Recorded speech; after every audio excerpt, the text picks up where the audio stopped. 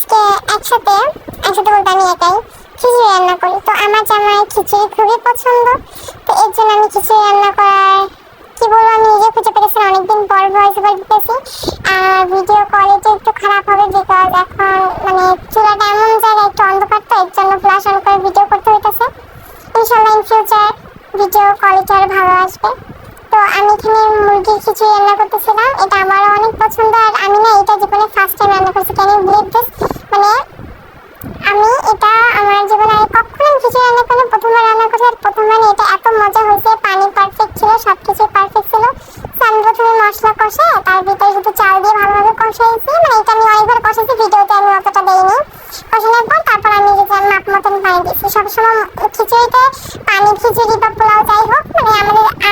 এরপর আমি কি রান্না করবো তোমরা কমেন্টে জানাবা, আর বেশি বেশি লাইক করবা বিকজ আমার রিচ অনেক কমে গেছে। সো এখন থেকে কন্টিনিউ ভিডিও ছাড়া ট্রাই করবো।